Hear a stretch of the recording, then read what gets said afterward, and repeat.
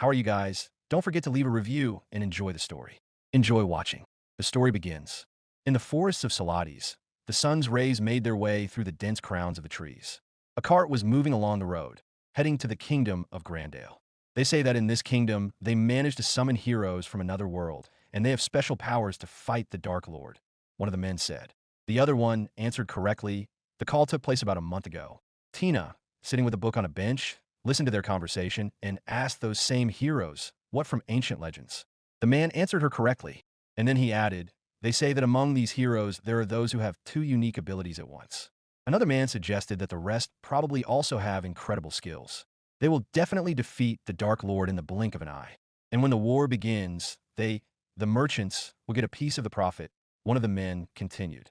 At this time, the heroine said, welcome heroes, please grant your strength in the name of saving this world. She thought that she would really like to meet such people at least once.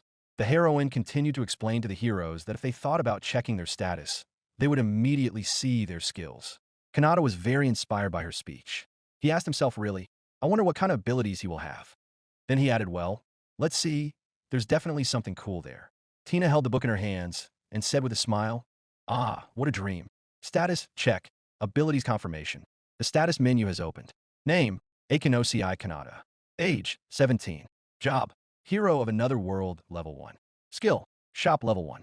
Health, 5. Strength, 5. Dexterity, 4. Magic, 0. Luck, 3. Spells, none. Skills, none. Title, none. Kanata became furious and shouted, what? Store? MC woke up early in the morning and went outside. The sun was shining on him. It was very bright. He was a completely normal high school student until recently. A woman passing by wished him good morning. He scratched the back of his head and replied, good morning. It has been a month in the Grandale Kingdom since they were summoned to this world. The Dark Lord is still alive and well. No significant events have occurred. As for the summon themselves, Kanata sat in the store, propping his head up with his hand. His thoughts were interrupted by Tamaki Saki. She used to be the class representative. She asked him to increase the number of flavors for the onigiri. Then she added that she always got the same ones. She was holding an onigiri in her hands. Her face was surprised and stained with those same onigiri. There were other girls in the store. They were looking at Kanata with interested faces. Kanata's gaze was cold. Sweat was running down his face. He stopped his gaze on Tamaki and remembered that she looked modest, but in fact, she had the skill of an assassin. The other girls approached the cash register indignantly. One of them asked if there were any manga or magazines in this store. After all, she always bought fashion magazines from the stores every week, and she wanted to continue reading here. Another girl asked if the store usually had everything you wanted, didn't it? Kanata was confused. He sweated even more and said, wait a minute. He explained to them that his shop doesn't have such things. There are only onigiri and bottles of tea, and he doesn't even know how to develop the shop and his skill, so he asked them to be patient with him. Tamaki ate another onigiri and said, what a mean girl. Everyone around him makes fun of his skill all the time. But his shop has electricity, lighting, air conditioning, and the toilet has paper and a flush. Plus, he found a working computer from which he can place orders. Kanata believed that this skill was truly valuable for modern people, even though the choice of goods was limited. Sometimes locals drop by his shop and exchange their goods for product from his world. Sometimes they bring him exotic fruits. So there are no problems with survival. He was eating an exotic fruit, and at that moment the doorbell rang. Kawasaki, nicknamed the telephone, and Kijima, nicknamed the tailor, came to him. They greeted Kanata. Kawasaki said that the great inhabitant of the palace had come to visit them all, and he sent greetings to all the commoners from the third group. Kijima, smiling, said that he was one of them from the third group, and that he had come to use the toilet. Kanata told him, okay, run already. And then he added that Kawasaki would be fine. No need to show off. Kawasaki said with shame, hey, wait, well, I'm sorry. Kojima walked into the store and saw Tamaki lying on a futon in the middle of the store. He asked her why she was lounging there. Tamaki replied that she was comfortable and cozy there. Kanata thought about how noisy they were. MC recalled that they were in class that day and suddenly found themselves in an unfamiliar place.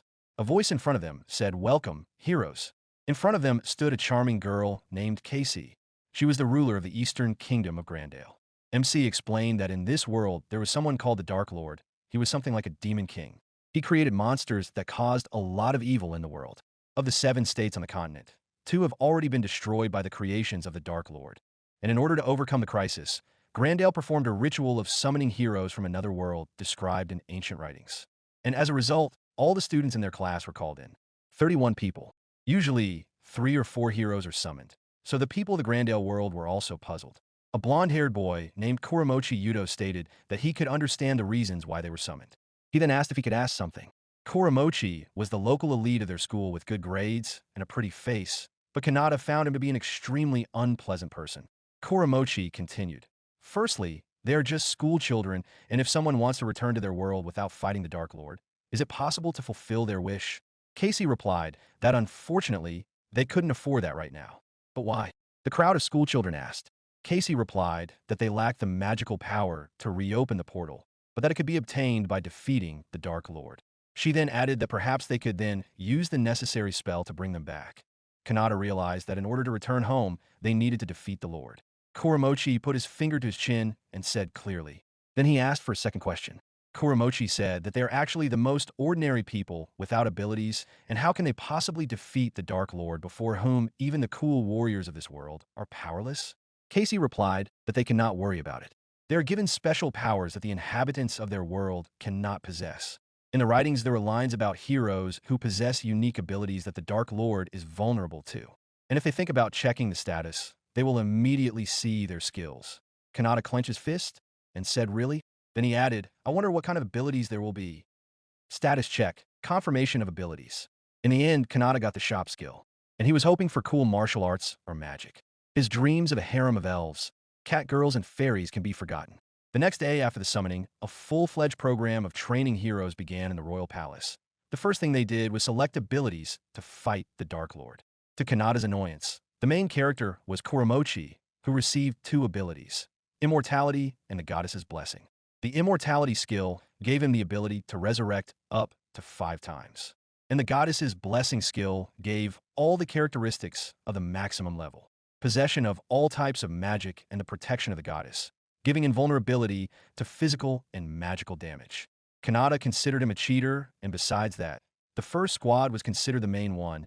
They were able to confront the Dark Lord directly, and they were led by Kuramochi. The first squad were swordsman Yukisaki. She was a girl with dark hair of medium length. Under her right eye there was a mole, and in her hand she held a sword. Shooter Sawano Ludi. It was a girl with long blonde hair. In her hands was a bow. Physician Kane Mayoka. She was a girl with medium-length blonde hair. Water Mage Kanamori. He was a young man with medium-length dark hair and glasses. Assassin Tamaki Saki. She was the same girl who liked to hang out at Kanata's shop. She had big bright eyes and dark hair. Ice Mage Kirishima Masaki. He was a young man with medium-length blonde hair. The locks of his hair were parted in different directions. He had a piercing on his right ear. Spearman Minidzuki. He was a young man with dark hair and a short haircut. He looked physically strong. Shield Mage Nitori Mitsuki. She was a girl with red hair. Her hair was on different sides of her face, and she had glasses on her face. The second squad and reserve members of the first group replaced the wounded. And the third detachment was deemed incompetent, and Kanata ended up in it. Even his friend Sugita, Yuki, received the profession of a fire mage and got into the first team. But Kanata assures that he is not even jealous. But a month after the call-up, starting with the third detachment, more and more people who could not stand life in an unfamiliar world and hard training ran away to his store. Kanata wondered when they would defeat the Dark Lord.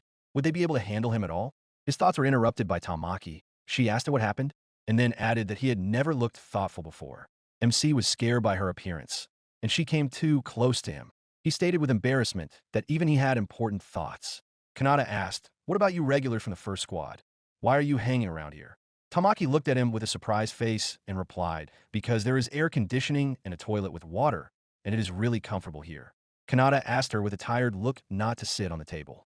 Tamaki turned her back to him and said that she didn't really want to go back there. After all, not every one of them wanted to seriously fight the Dark Lord. Kanata replied that everyone thought so, including him. Then he asked if she thought most people were thrilled about what was happening, to which Tamaki replied no, only a small portion of people. She doesn't care about defeating the Dark Lord at all, she said. Kanata asked, really? After all, if the first squad does not defeat him, then they will remain here forever, and therefore sitting it out is not an option. Tamaki clenched her fists and shouted that they had the ability to win, so everything would be fine and she would protect Kanata. MC collapsed to the ground and apologized for being such a useless hero. Tamaki looked at him with wide eyes and a smile on her face. She left the store. The other guys said goodbye to her. Kanata thought that finally this crowd had dispersed and it was quiet. He was thinking about leaving the doors open until the others returned. Kuramochi and Kanamori approached the store. Kuramochi spread his arms out to the sides and asked with a smile if Minazuki had disappeared here. Kuramochi approached Minazuki and said that he was worried that he had missed practice again. Minazuki scolded him in response. Minazuki then apologized and explained his presence in the store by saying that he felt sick and the store was air-conditioned, so he thought it was the perfect place to rest. Kanata wondered why Minazuki was speaking so formally to Kuramochi.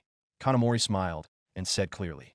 Then he covered his smile with his hand and added, "So this is where the heroes of the third squad gather. They use this store as a place to rest and support each other in their worthlessness. It's a pretty good place for scum." He continued to say that there were almost no goods here and that soon everything would be overgrown with grass. The surrounding youths were outraged by these words. One of them asked who Kanamori thought he was. Another told him to shut up. The third told Kanamori not to get conceited because he had received a strong skill. Minazuki stood up and asked him to stop. He then asked the people around him not to be rude to the two. In an instant, all the indignant young men were thrown back by the wave. Kanata stood in confusion. He did not understand what was happening. One of the young men screamed for help and said that he was being carried away by the flow of water into a whirlpool. Kanata thought that this was Kanamori's ability. He was drowning and holding onto the shelf, shouting, "Hey, you! Stop it already!" Kanamori stood with his back to them. He turned his head, smiled, and said, "How dare the insignificant worms oppose a member of the main team?" He laughed, looked up at the sky, and said, "Wow. It turns out that even in another world, scum remains scum." Then he added, "Oh, they can't hear me anymore." Kuramochi walked up to Kanamori and spoke to him, who was sitting on the ground and laughing. Kuramochi told him that was enough already. He then added that he still had something important to tell Kanata, and at this rate, Kanamori would flush him away. Kanamori asked again with a dissatisfied face. And then he turned away from Kuramochi, spread his arms out to the sides, and said, "Ah, right, I understand, Headman." Kuramochi walked up to Kanata and said hello. Kanata was lying on the ground, coughing up water. Kanata raised his head and said it had been a long time since they had talked. Then he added, "A whole month has passed, right?" He came after so much time and immediately gave water torture. A great greeting. He didn't even know that Kuramochi liked such brutality. Kanata was kneeling in front of Kuramochi. He lowered his head and asked what he wanted to tell him. Kuramochi said, "I will be brief." He wants Kanata to leave this city. Kanata asked him again, "What are you talking about?" In response, Kuramochi said that Kanata's presence makes some weaklings abandon reality. And if it only concerned the worthless third squad, but now even the members of the main squad are ready to run to his store. Kanata replied that he was worried about that too. Kuramochi continued to explain that in order to return to their world, they needed to defeat the Dark Lord and that he and Kanata needed to cooperate with each other. Kuramochi concluded that Kanata's ability was not only useless, but also harmful. Kanata looked at him with despair. MC replied that he understood what he wanted to say, but he needed to think a little. After all, being suddenly thrown into an unfamiliar world was too much, he asked. Kuramochi laughed and asked for forgiveness. And then he added that even with his generosity, Kanata only had until the morning. Although if he kneels and begs, he might give some money for the trip, Kuramochi continued. Kanamori cried with laughter and said, "Fly away." "That's it. I'm fine," Kanata replied. Kuramochi spread his arms out and said that they, the chosen heroes, would definitely defeat the Dark Lord. Their victory was inevitable, so a loser like Kanata could relax. MC raised his head, looked at him with disdain, and asked, "Inevitable?" Kuramochi smiled and said, "You know." Then he added that he was looking far beyond the foreseeable future and thinking about returning home after victory. And, in his head, he was thinking that he would do it with his own hands. Kanata asked, "What?" Kuramochi at this moment sank into his dark thoughts and said that modern society is full of people suffocating from the freedom of thought. And he definitely gained the power to change that. His ability to resurrect is true immortality. And the absolute magical power granted by the goddess is the blessing of the goddess. Isn't he like a god? If he returns to their world with these incredible powers, people will inevitably begin to fear, revere, and worship him. This is the fate granted to him by this world. He asked Kanata, did he understand what kind of ideal he had become in the flesh? MC's face began to sweat from these words. He thought about how disgusting Kuramochi had become. It seemed like he had completely gone crazy. Or is this his true form? Kanata wondered. He asked Kuramochi, isn't the only thing he wants is for him to leave this city? Kuramochi smiled and answered correctly. And then he added that he was glad that Kanata turned out to be a smart enough person. Kuramochi turned to the exit and finally told Kanata to pray wherever he was for their victory over the Dark Lord. Kanata stood in front of the store. All the devastation that was before was gone. He smiled and said how cool his store was because as soon as you close it and open it, everything immediately comes back to order. At that moment, Tamaki ran up to him and asked, what was he talking about? She heard that Minazuki and the others were in big trouble, and when she came running, she saw that the store was in total chaos. Then she asked if Kuramochi really told him to leave. She approached the cash register, bent down, and said, this is so low. Such injustice cannot be tolerated. She will definitely say everything to Kuramochi's face. MC turned to her and, with a tired look, answered that he was pleased to hear such words. But wasn't she the chosen one herself? He asked Tamaki if this would put her in an awkward position. She looked at him with a surprised look. She said that she was talking about how their current select group had different levels of involvement. Then she added that it would be fine.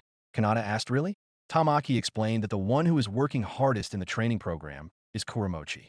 Besides him, there is also the water mage Kanamori and the ice mage Kirishima, and also the shield mage Mitsuki and the swordsman Saki. And the rest, including her, mostly sit in the palace. And lately, many have begun to skip training. Kanata smiled and asked, so it turns out that only 5 participate in training against the Lord? Tamaki said that at first everyone diligently attended lectures, but when the practical lessons on hunting monsters began, everyone began to treat it differently. The other day, they had a training battle with orcs, and the ice mage Kirishima literally riddled those monsters with ice arrows. Everyone else was in complete horror. Kanata smiled and said that after the incident with Kanamori, he was not surprised. Tamaki got furious and screamed that Kanamori was even worse. He could sadistically prolong the killing of any opponent, choosing the most painful methods. She howled and added that she could not stand him. MC asked, by the way, what about that psychopath? Tamaki asked again if it was about Kuramochi. She immediately guessed, Kanata thought. Tamaki explained that Kuramochi is a seemingly ordinary, diligent straight, a student, and always completes assignments flawlessly and never skips training. So he has a good reputation in the palace. But personally, she always has disagreements with him. And lately, everyone is afraid of him. MC asked fearfully, afraid? Tamaki said that after training, they all return to their homes, and Kuramochi goes to Casey's chambers. Kanata asked her again what. Then he added, wait, so this scoundrel spends every night alone with that gorgeous girl named Casey? What a lecherous guy. Tamaki asked in horror what kind of strange priorities he had and grievances. Kanata thought about the fact that Kuramochi had apparently become the queen's lover and was actually being considered as the future ruler of this country. And even Minazuki decided not to contradict him. He was clearly afraid of him. But if they were wrong, they could be accused of plotting against the favorite of the entire royal court. And for that, they could be severely punished. Tamaki laid her face down on the cashier's desk, exhaled, and said that it was difficult for her to talk to Kuramochi now. MC thought that after defeating the Lord, Kuramochi was clearly up to something bad. He was just crazy. Kanata sat at the cash register and glanced at his watch. He thought that there were only a few hours left until dawn, and it seemed that this psychopath Kuramochi had seized power. They were definitely enemies now. He couldn't even sleep because he was worried about all this. MC got up from the cash register and saw Tamaki sleeping in the middle of the store. He hoped that she could talk some sense into Kuramochi, but if he thought about it, it would be better to just stay out of his way. Tamaki was fast asleep and snoring softly. At that moment, something burning flew straight into the shop windows. Kanata watched in horror. He noticed that a fiery arrow had hit the shop's front door. He shouted, "Hey, Tamaki, get up." She woke up and mumbled something unintelligible. But as soon as she noticed the fiery arrow, she jumped up and was horrified. She asked what was going on. MC opened the door of the store and did not notice anyone. He went back in. Tamaki pressed herself against the wall in fear and asked him what happened. He went to the computer and said that they urgently needed to check the security cameras. On his computer monitor, he saw an army of soldiers led by Casey standing in front of his store. MC clearly didn't think the queen herself would come and deal with him. Kanata thought that she definitely came to kick him out on Kuramochi's orders. Tamaki said that it couldn't be, and then asked why she was making things so complicated. MC suggested that maybe it was done to intimidate. At that moment, Casey was standing on the street in front of the store. She was shouting, "Do you hear me, hero of the store?" Then she added that by decision of the church, Kanata was recognized as a heretic who sided with the Dark Lord, and from that day on he was forever banished from their kingdom. Then she went on to say that there was more. He had committed numerous crimes in the last month: kidnapping, unlawful detention, rape, theft, attempted murder, espionage. The list of his crimes was endless. and she was no longer going to turn a blind eye to such things just because of his hero status. Kanata was horrified by such words. He wondered when he managed to become some kind of terrible criminal. Tamaki was also horrified. She asked, "What kind of nonsense is this?" Then she said that Kanata would never do anything like that. That's a blatant lie. MC grabbed his head with his hand and said it was obvious that Kuramochi was just telling them some nonsense. They watched on the security camera as Casey stood with an army in front of the store and shouted, "Store hero, submit immediately and leave the country. Submit or be burned along with the store." Kanata turned to Tamaki and thought that he should at least get her out of the store. He ordered her to run through that back exit, pointing his finger at the door. Tamaki asked him again in shock. She said she wouldn't leave him and suggested they run away together. Kanata replied that they were hunting him specifically and that if she stayed, she would be their next target. He smiled and said he would just give up. Then he added that fortunately, he had a choice. Tamaki made a sullen face, folded her hand in front of her, and said, "No, I don't want to." She burst into tears and said she didn't want it. Then she added that she promised she would protect him. Kanata asked again. He wondered if Tamaki had always been this emotional. MC put his hand on her head and ruffled her hair, saying, "Don't worry." Then he said that if they manage to escape and meet again, he will even let her use the toilet. And he will also buy her more seaweed on a jirai. So he asked her to do as he says. Tamaki asked in horror, "Huh?" She angrily yelled at him, "Go away." Then she added that she only came to the store every day because he was there. Kanata looked at the cameras and told him to be quiet. He said it was time to end this, led her to the door, opened it, and threw her out with the words, "Run, Tamaki."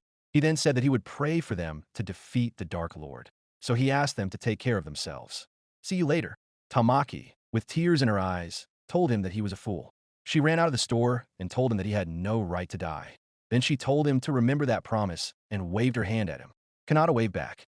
MC turned his head towards the main entrance and walked towards it, saying that he surrendered and would not resist. He left the store and raised his hands up. Knights surrounded him, raising their spears to his face. Casey approached him on horseback and said that this was a good choice for a criminal. Kanata at that moment thought that she was absolutely sure that he was guilty. Casey lifted her head gracefully and said under her brows that they would probably never meet again.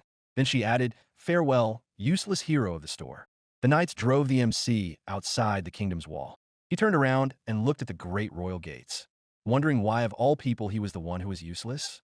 He walked through the darkness of the area, and he had already reached the Salades forest, in which nothing could be seen, and the branches kept trying to prick his eyes.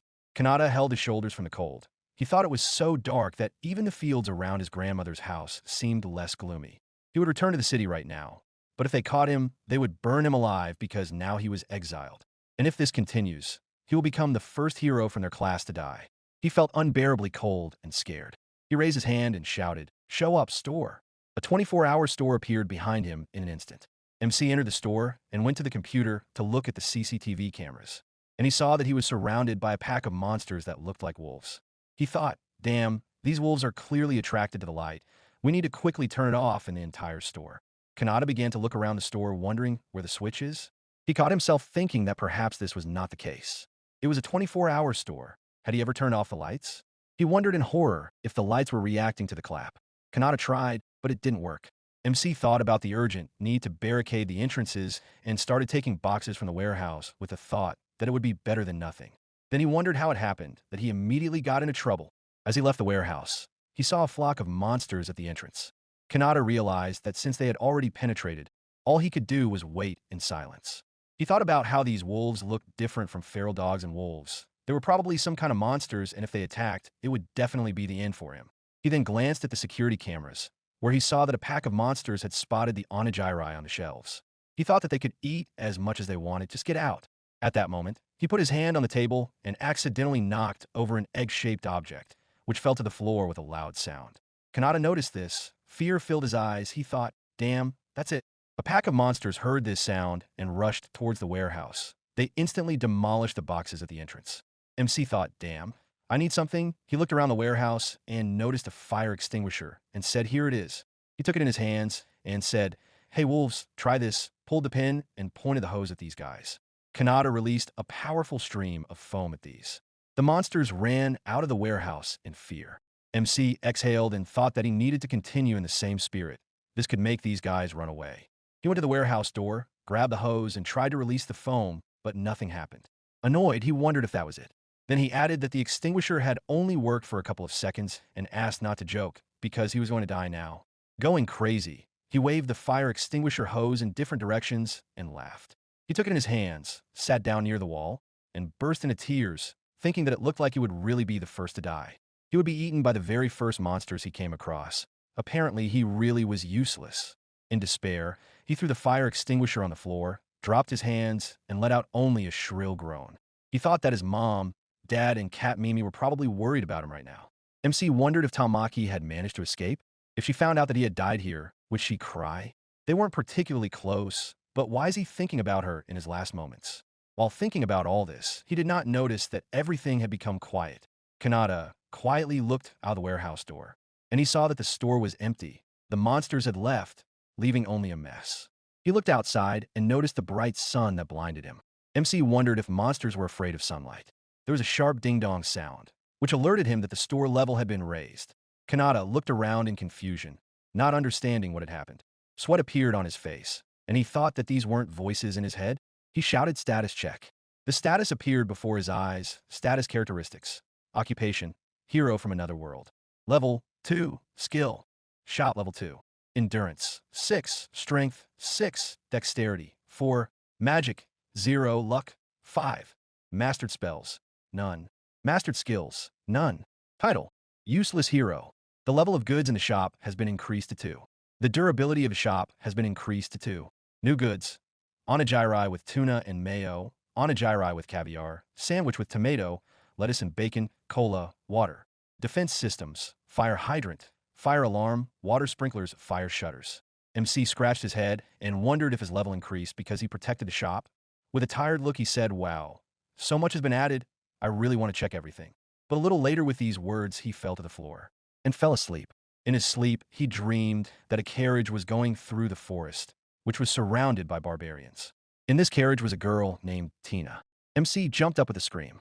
He looked around, wondering what had happened again. With a Grandale Knights on his tail? It seemed not. But if that were the case, they would have killed him sooner. With thoughts if not them, then who? Kanata went to the monitor to see what was happening on the surveillance cameras and saw that everything was clear. He bared his teeth and realized that he needed to sort this out personally. MC went out into the forest, hid behind a tree, and saw an overturned carriage with a crowd of barbarians walking around it. One of them was kicking, and the other was looking for something in the pockets of the dead cabbie. These terrible views almost made Kanata vomit. He realized that he had to run away before he was noticed. His gaze fell on one of the barbarians, who looked in his direction. Kanata became wary.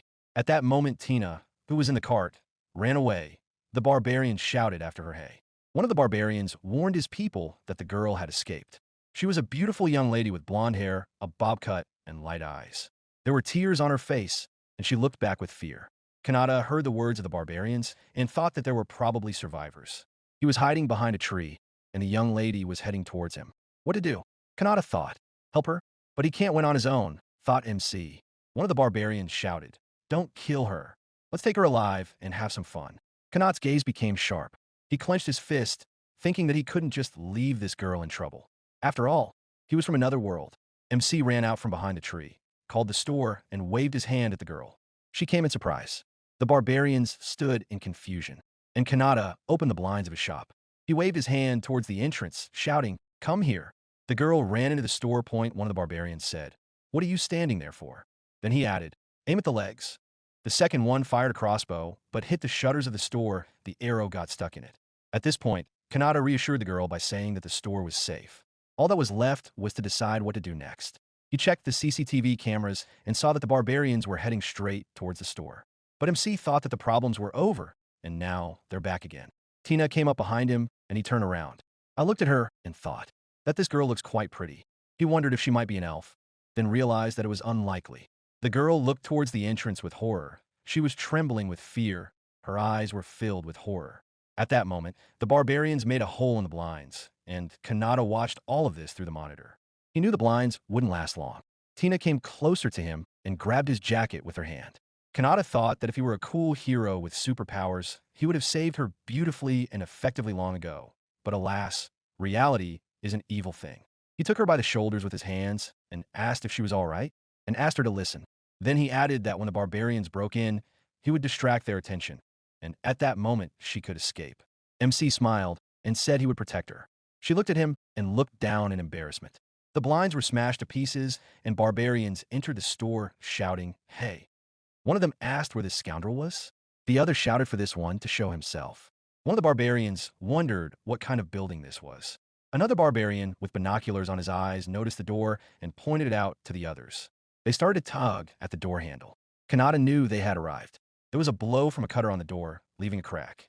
MC squatted down in fear. He picked up the fire extinguisher and thought it was time to repeat yesterday's foam curtain strategy. That would be the time for Tina to escape.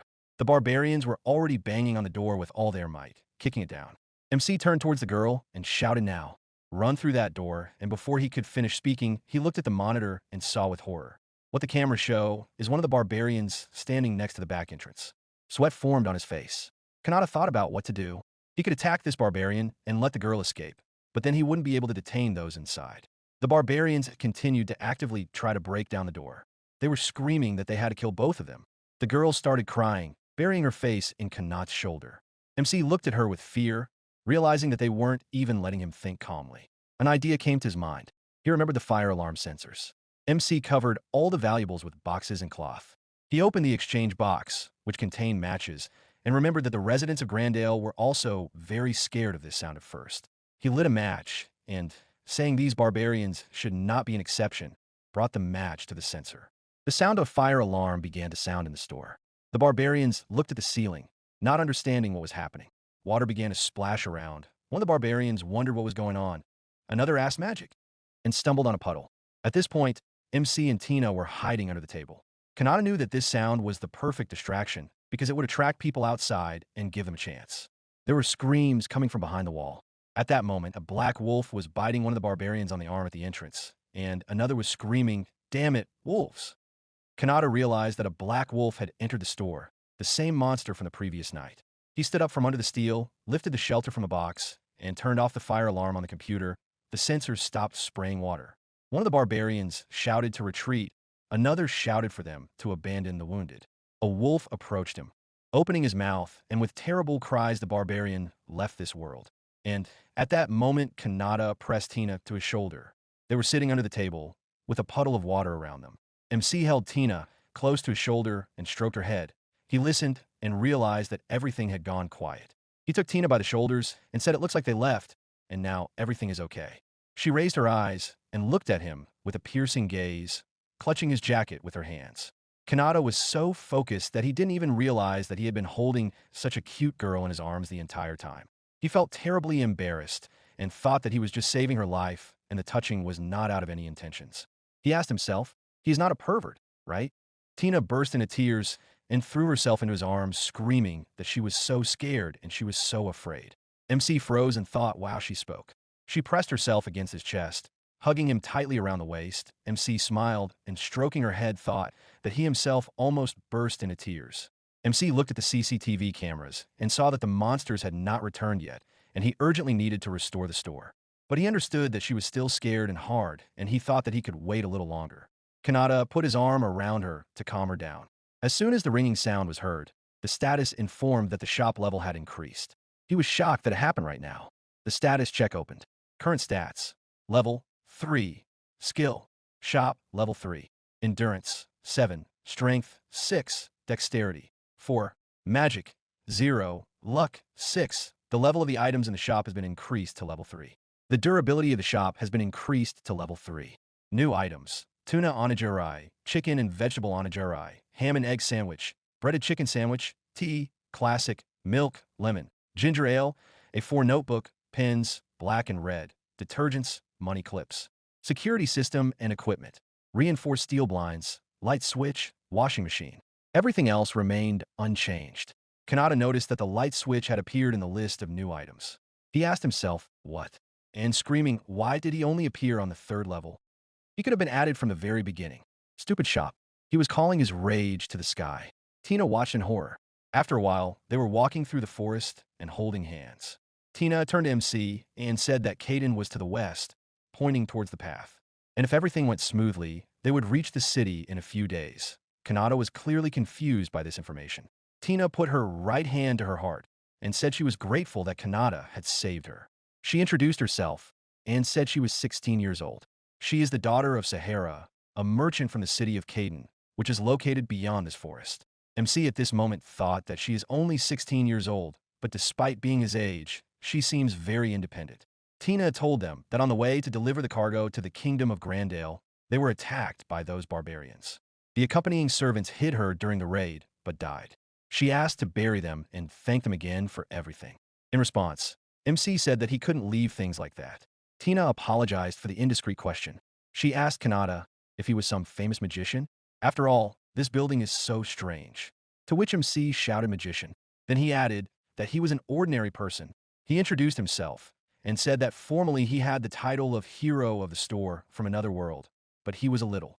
Tina interrupted him at this point and shouted in surprise, "What?" Then she added, "From another world? Could he really be a legendary hero from another world?" Her eyes sparkled, her cheeks flushed. After all, she had heard about heroes from other worlds before. Everyone here knows them. There are many books and legends about heroes and how they defeated evil and saved the world. MC smiled and asked like King Arthur, Perseus, or Amato Takaru from Japan. Then he added this honor. He thought that if she found out that he was not really a hero, but just an exile, she would be disappointed in him. Kanata asked her if she knew the way back from the forest, to which Tina replied yes. She had traveled a lot along trade routes, so she knew the way. The nearest settlement from here was her hometown. Tina asked to be allowed to be his guide. MC asked again, and then added, "Is it possible?" Tina laughed and said, "Of course." In the end, he agreed to accompany her. But even while they are walking, when they are eating, or when they're doing gymnastics for some reason, she always holds his hand. He thought about whether all the girls in this world are so brave. For him, an eternal loner, this is real torture. And Tina at that moment was telling him that in the morning the shadows of the trees point to the west, so they are on the right path. She turned towards MC and asked with embarrassment, "Is something wrong? Is he unwell?" He became embarrassed and said it was okay, calling him by a pet name, and then corrected himself.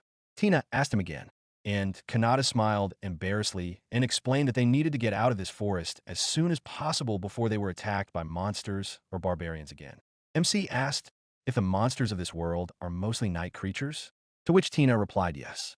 But she explained that there are many monsters with strong magic, and they are able to move under the sun. And the bandits operate even during the day, so you need to be on your guard. Kanata agreed, and he thought that in any case the level of danger has not dropped, and that is scary. He asked if Caden was under Grandale's control, thinking that he would like to avoid places related to that kingdom. Tina explained that Caden was an independent fortified city created by free traders. It was a major city with a thriving trade, one of the most famous trading hubs on the continent. MC said wow, and then asked if there must be freedom there. Even one told him that he was getting interested. Tina replied that she wasn't sure about freedom, but the atmosphere there was unimaginably beautiful. It took about 10 days to get to Caden on foot. During the day, they walked through the forest, and at night, they hid in the store from monsters and bandits. Tina ate a sandwich and washed it down with milk tea, smacking her lips and saying how delicious it was. MC laughed and asked her not to hurry so much, otherwise she would choke. They took a small amount of food and settled in the storage room. Tina sat on the bed and Kanata on the chair in front of her, holding a cola in his hands. He asked about the war with the army of the Dark Lord. Is it true that it has been going on for over 100 years? Tina answered yes. This year marks 100 years since the first battle. MC thought about how Casey had told him that the crisis was recent and that they had time to train the heroes. But that was a misconception. Tina continued to talk about how people had lost a lot over the long years of war, and they said that the territories under the control of the Dark Lord were gradually expanding. And to correct the situation, the kings of different lands began a summoning ritual, but in recent years, not a single country has been able to successfully carry it out. And now, for the first time in 12 years, the good news came about the successful summoning of a hero from another world to the kingdom of Grandale. Tina continued her story, saying that in this battle with the army of the ruler, people saw hope. Everyone without exception placed great hopes on the heroes. MC answered clearly. Then he added that he was not sure that he could live up to these expectations. She was indignant at his words and shouted no. What is he? Tina considers him a strong, handsome, kind, reasonable, and wonderful person. She laughed and added, after all, he saved her life, and she already considers him the greatest hero. MC thought about how, even though he was a hero from another world, he was an outcast and received the shameful nickname Useless Hero, which is now carved into the characteristics of his status. But he smiled, scratched his head, and said thank you, thinking that he couldn't confess it to her now anyway. Then he said that they would talk about it later. Tina asked what he planned to do after arriving in the city. MC thoughtfully answered that there were no specific plans yet. And there weren't any. She smiled, folded her palms in front of her, her eyes sparkled, and asked if he would like to stay with her. Her father would be happy to have him, and she also wants to listen to his stories. MC remained silent. He turned to her and replied that he knew very little about this world, so perhaps he would really live with them for a while. He asked if it would be inconvenient for them. Tina smiled and replied that she would only be happy about it. Kanata thanked her. She replied that she was welcome. Kanata, looking at the store's status, thought about how the range of goods had increased significantly and wondered if he should try to go into business. He admitted that he had not thought about the future at all. After all, hiding in the store all the time was not an option, and he needed to learn more about the outside world. MC noted that he was suddenly filled with enthusiasm. He thought with surprise that having a goal was just cool. He turned to Tina, called her name, and said that they should hurry to the city. She happily agreed. After 10 days, Tina exclaimed that they had arrived. They were standing on a hill in front of the city of Kaden. This city was quite large and surrounded by a high stone wall. Tina said with a smile that this was her hometown. Kanata exclaimed in surprise, "Wow." Then he said that the city was just huge. They approached the gates to the city. It was quite crowded, and Kanata exclaimed in surprise, "Wow," just like the place where the anime festival was held. Then he added that there were quite a lot of people here. Tina, next to him, looked at him in silence and bewilderment. She asked confusedly, "Anime festival?" Kanata explained that in his home world, anime festivals were always crowded. Tina admired it. It was so nice. She said that she had heard stories from other characters about Akihabara and Ikebukuro and hoped to see them someday. MC chuckled with a slight smile. He looked at Tina laughing and wondered if he could go back and take Tina with him. Kanata thought that together they would have great adventures in this world, defeating the Dark Lord. Then he would decide to return his world. There he would see Tina again, who had been transported. He imagined her standing with her hands pressed to her chest and with a shining gaze, meeting him. He continued. They would live happily ever after. MC turned away, started crying, and muttered that such an ending was too banal and such happy endings do not happen in life. Tina, slightly tilting her head, asked in surprise if he said anything. They approached Caden's gate. Tina put her hands on her chest. Her cheeks were flushed, and a tear flowed from her eye, and she said that she was so happy to be back home. She took MC's hand and added that all this was possible only because of Kanata. Tina admitted that he had done her such a favor that she could not thank him for even in her entire life. She turned to MC and asked him to let her express her gratitude in a different way. Tina smiled and said that she would live only for him. She asked him to continue to take care of her. Kanata was surprised and thought that if she looked at him with such angelic eyes, anyone's heart would stop. MC blushed and started making excuses because he hadn't really done anything. Then he smiled and exclaimed that he really should be thanking her. If it weren't for her, he would have definitely gotten lost in that forest. Tina said she was glad to help and asked him to continue taking care of her. Kanama laughed, blushed slightly, and squeezed out, "Haha." Then he turned to the guard and said, "Oh." Their turn came. At the entrance, there were guards equipped in knightly armor. Tina showed herself to the guards, and they passed through the gate. MC asked if that was it. Then he added, "Isn't it too easy?" MC wondered if Tina's father had more power than he thought. He noted that the girl he had saved might have been the daughter of a millionaire. He wondered inwardly if this was really a typical romance manga plot. Tina explained that her pass allowed her to pass with people who were not citizens of Kaden. Tina sheepishly asked him to stop staring at her. Kanata thought that if he was cool, he would become a classic protagonist and Tina would be the heroine. He wondered why he got such a bad power. He then asked if all the people standing in line were also citizens of Kaden. Tina said no. She explained that these people were on a waiting list for a pass. Only a limited number of city residents had one. She then added that this was the northern gate of the city, so you couldn't see it from here, but they had a behind-the-wall area. And most of the people in line are from there. Many of them come into town to work and then return to the wall. She called them temporary workers. MC thoughtfully replied that he didn't quite understand.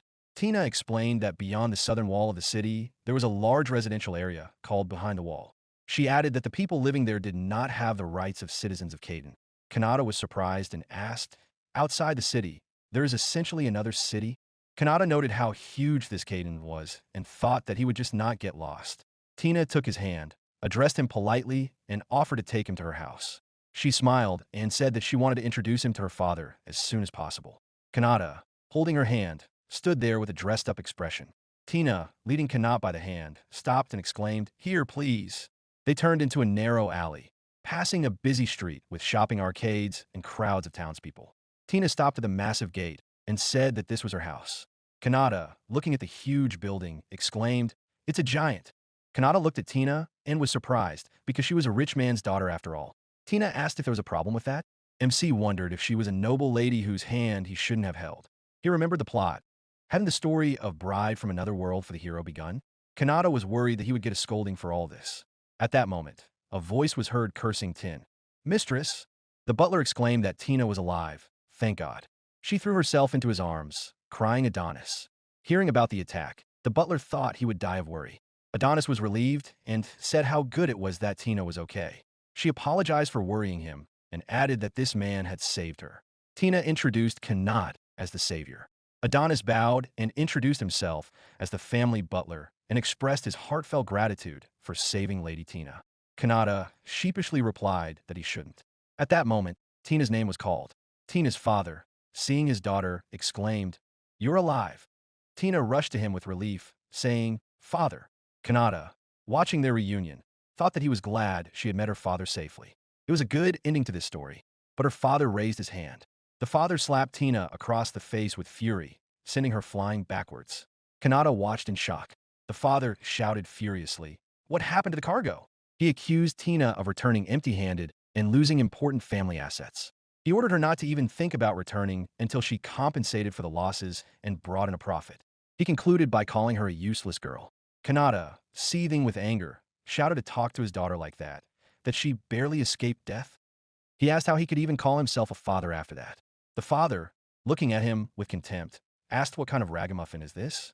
Tina, lowering her head, whispered, "Gentlemen." The father was outraged. How dare this man speak to him so rudely? Doesn't he understand the rules of this city? Tina screamed at him to stop. With tears in her eyes, she said that Kanata risked his life to protect her. And one day, he will save this world. Tina said that Mr. Kanata was a hero from another world. Father mockingly asked, "A hero, you say?" He remembered the letter from Grandale, which said that among those who were summoned 2 weeks ago, Kanata was the most useless and worthless. He was expelled and considered a nonentity.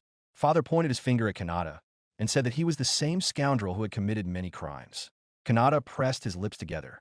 An inner voice commented like this, "Tina, and learn the truth."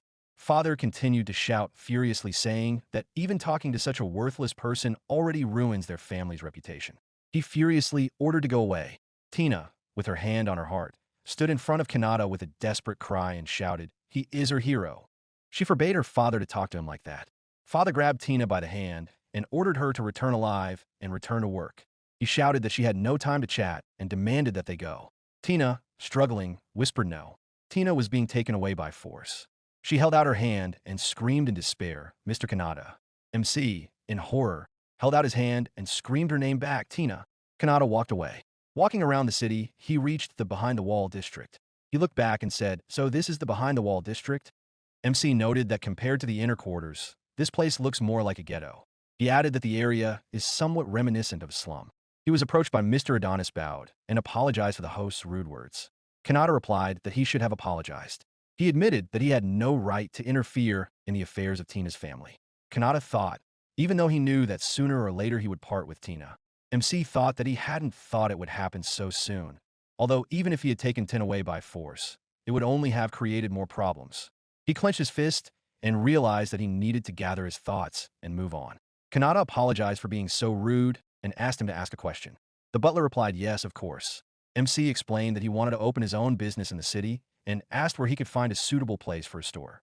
Adonis replied that without citizenship, it was impossible to trade within the walls. Kanata asked again in surprise, "Really?" Adonis clarified that if he did it in the wall, then it would be possible. According to Adonis, in the behind-the-wall area, living and trading are freely available. The only rule was that newcomers were not turned away, but they would have to settle on the outer side of the acrea away from the wall, where there was a high risk of attacks. He thought that it was essentially a living wall of people. Kanata stepped outside the wall, looked back, and felt completely defenseless, and thought that he hoped there would be no problems. Kanata exhaled calmly and said, "Well then." MC raised his hand with determination and declared, "A new life in another world begins." A shop immediately appeared in front of him. The crowd turned around in surprise and alarm, reacting to these events. MC pointed towards the store with a big smile and announced, "Welcome to the store from another world." He added that he only had the rarest goods. Come on in. The crowd approached the store with curiosity. One of the men looked inside and asked in surprise what it was. Kanata noticed that the people of the area reminded him of people from Grandale. MC thought that before he tried not to contact the locals much. But now his assortment has increased significantly. And most importantly, he has a great desire to do business. Then he added everything will be fine. A woman approached him and hesitantly asked, "Excuse me, but what is a store?" He explained with a smile, "A shop that sells rare products and goods from another world. That's what is called a store." Kanata pointed to the sandwich stand and invited them in, saying, "Please don't be shy." The man looked at the sandwich packaging and asked in surprise, "What is this? From another world?" Then he decided to take this one. Kanata thanked him for the purchase with a smile. MC smiled as he packed the goods and praised the man's choice, saying that the first item, the sandwich, tasted great. The man asked, "Really?" Kanata thought in his mind that he needed to create a good impression so that people would come back again and again. The buyer looked at Kanata with bewilderment. Both froze in silence, exchanging glances, not knowing how to continue. The buyer hesitantly asked him, "How much is this?" MC froze with a forced smile and exclaimed, "Oh," in shock. Kanata screamed in panic because he hadn't thought about the prices of the goods at all.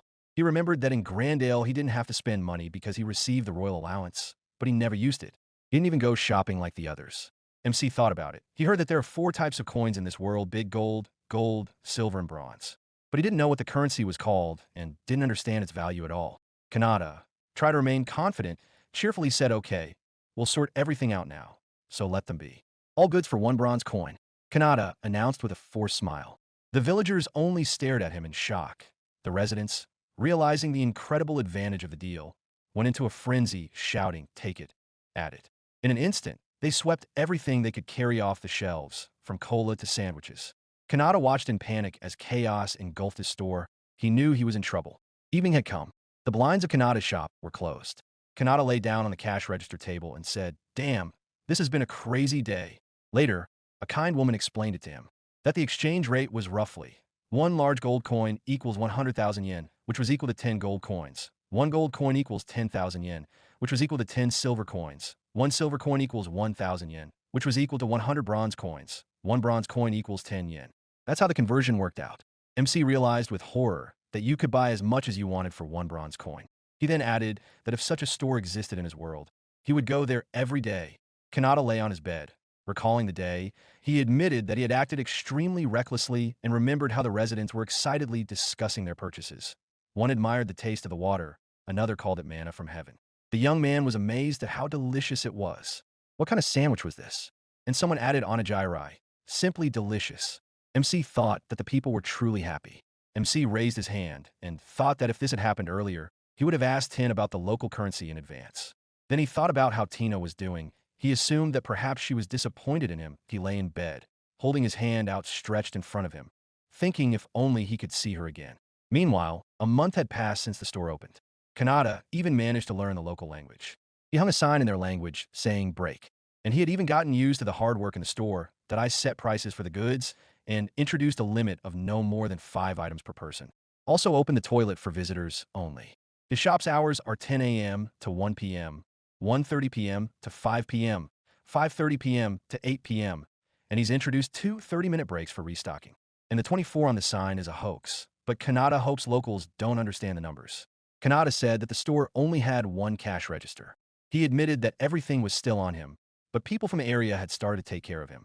A woman with a child said that he was a great help to them and thanked him. The man added that they would always support him, and the old woman asked him not to overexert himself.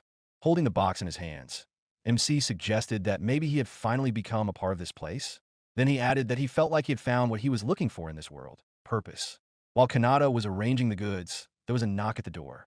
Zero called out to the shop owner and said he had come to buy some goods. Kanata recognized him and invited him inside. Zero put the bags of coins on the table and said, "Here is the proceeds from yesterday." MC noted that he is as good at trading as always. Zero smiled and said that he was studying under Kanata. MC said that the suspicious guy was Zero, a merchant from the West. They met him about a week after the store opened. That day, Kanata was getting ready for a break, and Zero suddenly spoke to him. He made an interesting proposal and asked to talk. MC held a sign saying "break" and thought that this man was very suspicious. Zero greeted him and asked how Kanata exchanges his earnings. MC asked in confusion, "Exchange? What is it about?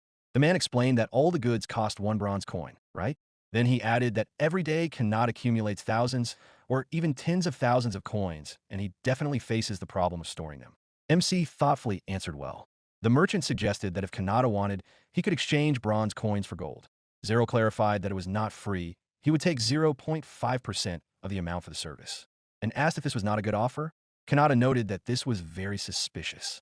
He admitted that there were indeed too many coins in the shop. He wondered internally if he should try it.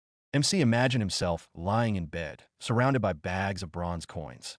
And so their cooperation with Zero began. Kanata handed over a bag of coins with the words, "Okay, here you go," to which Zero replied, "Thank you." Kanata recalled that their business relationship had been awkward at first, but that the cooperation had continued to this day. After some time, Zero came and joyfully exclaimed that the gold coins had arrived and it was time to make the exchange. Zero noted that Kanata was already being called the deity of this area, to which MC irritably ordered him to stop with the nicknames. Kanata asked Zero if there really was only one goddess in this world. Astia, to which Zero replied yes. In their world, the word deity is associated with her. And because of this, not only in Grandale, but all kingdoms are ruled by women. And all great people are women too. Zero stated that someone whose deeds are like those of a saint is revered as an incarnation of the goddess Astia. Kanata turned away and replied that even if that were so, it was still strange to him.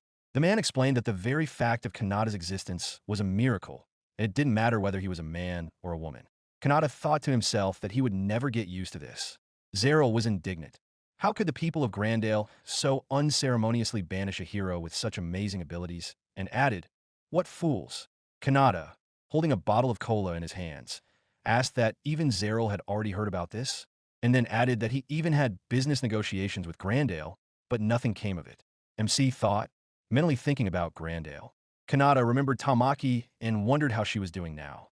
Remembering her phrase that eating onigiri with seaweed under the air conditioner is just great. MC asked Zero how things are in Grandale now.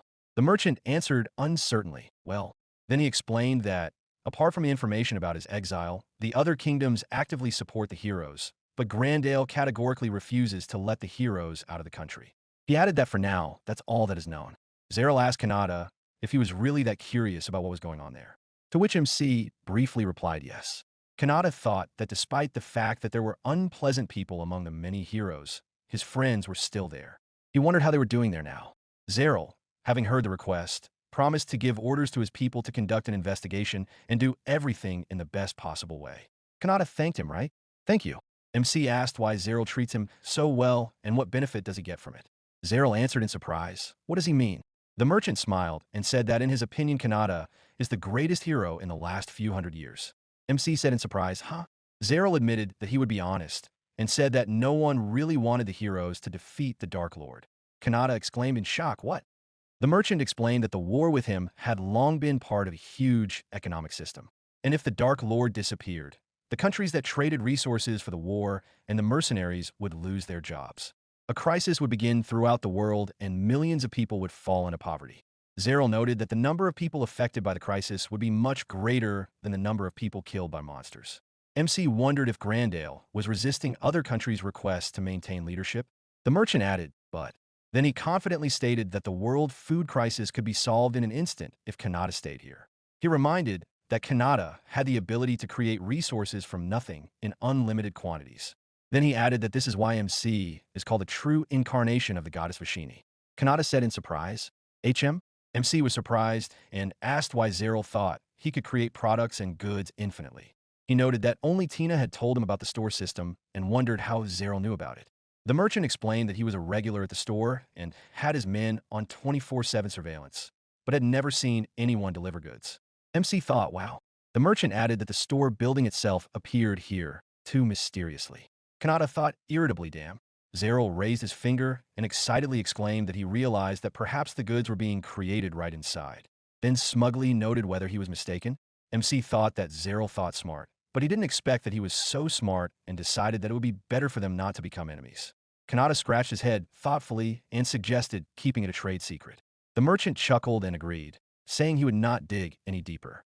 He then added that Kanata was a valuable partner and much more important than those who kill monsters and expressed a desire to continue peaceful relations. MC responded that Zero was also very helpful to him. Zeril said as he left that he would gather all the news about Grandale today. Then he added that he would report everything later. Kanata thanked Zeril and said that he was counting on him. Then, watching the merchant leave, MC thought that he also needed to get busy.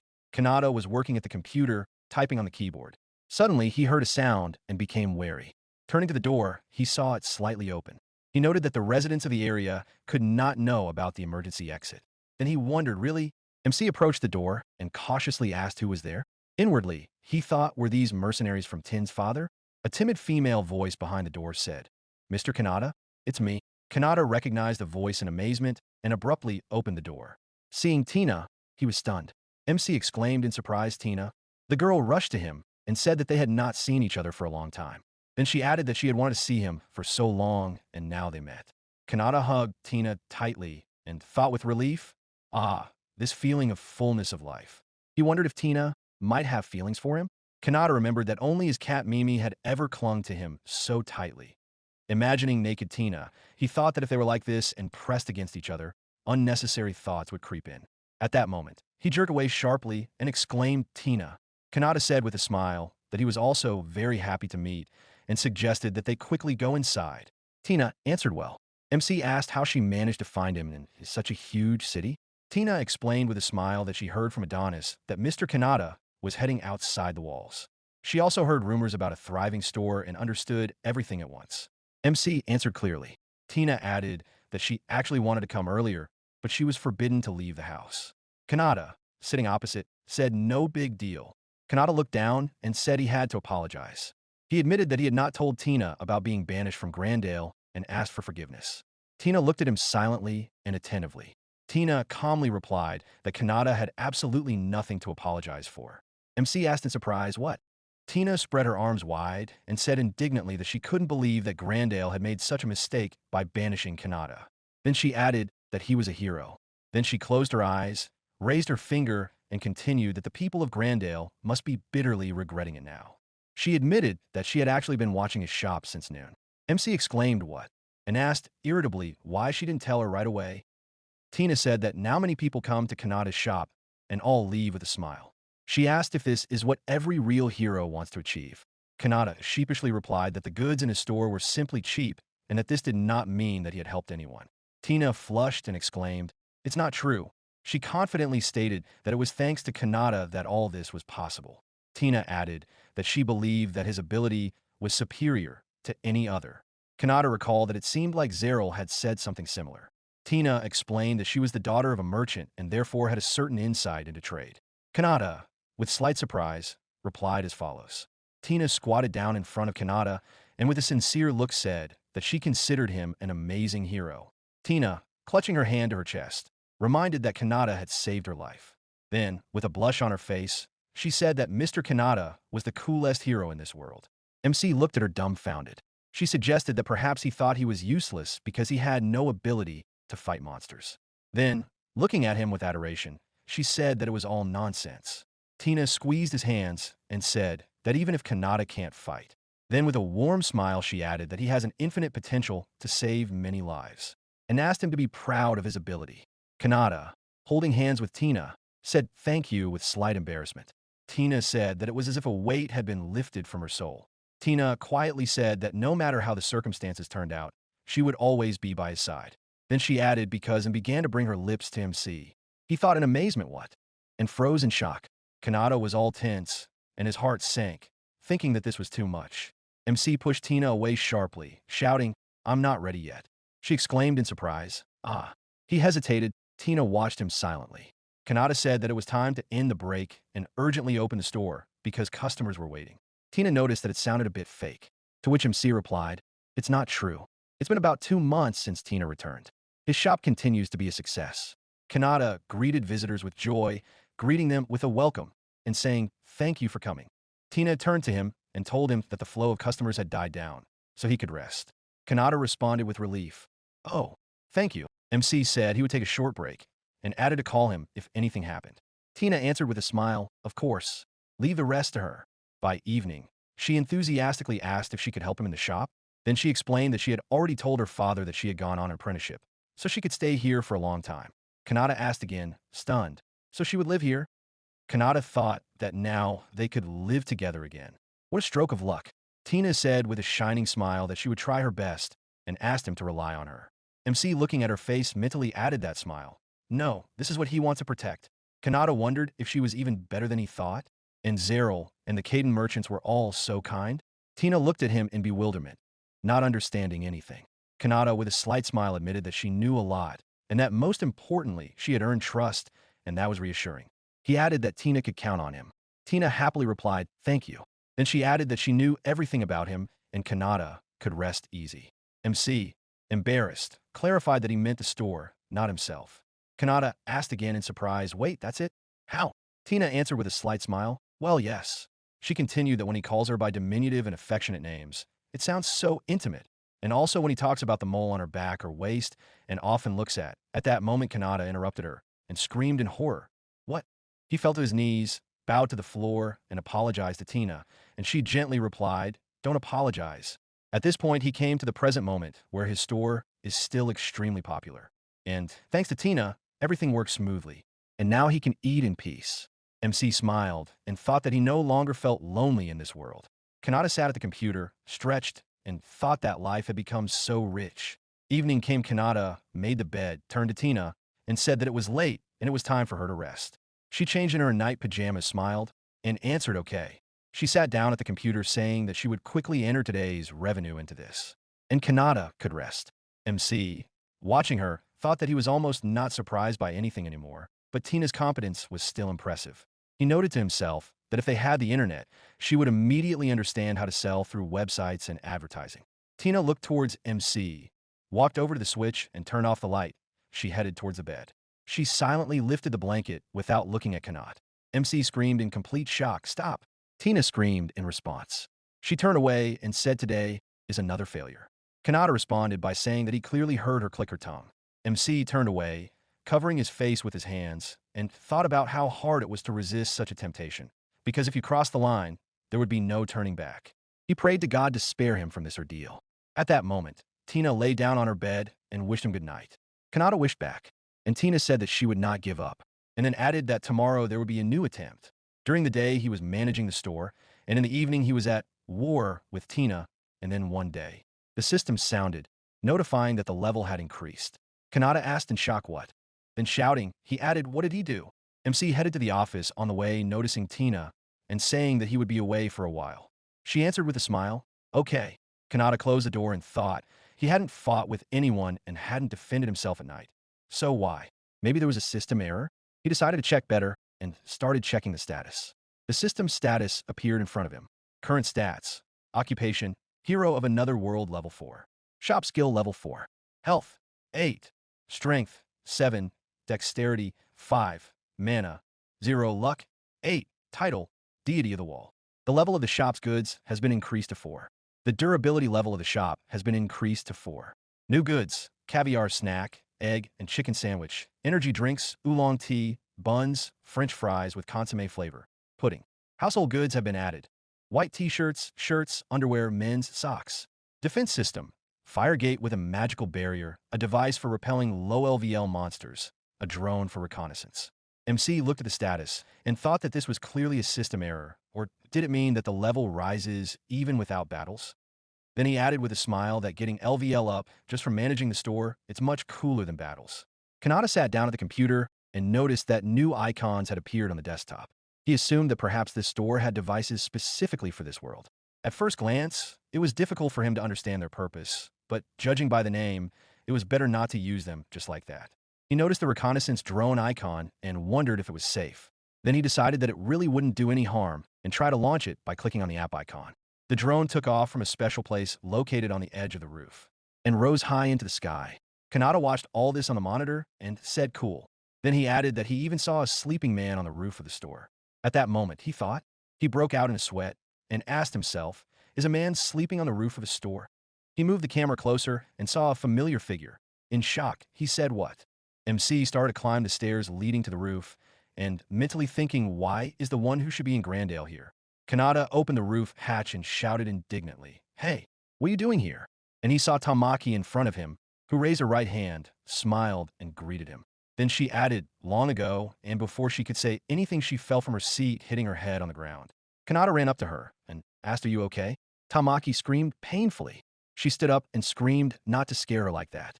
Then she added that if bruises appeared on her delicate skin, it would be his fault.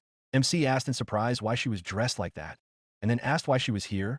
In response, Tamaki embarrassedly stated that she came for him. Kanata asked her again and stood in a stupor. And at this time, on the walls of Caden, servant Zeril approached him and handed him the letter, to which the merchant asked if it was true. The servant replied yes, the report was accurate. Zeril looked thoughtfully at the sky, where the moon was already visible, and said, "God." And then he added, "It will be hot." At this time, a giant monster, similar to a dragon, hissing shrilly, was moving towards the walls of Caden. To be continued. Thanks for watching. Write your feedback in the comments. If you like the story, please like and subscribe. See you soon.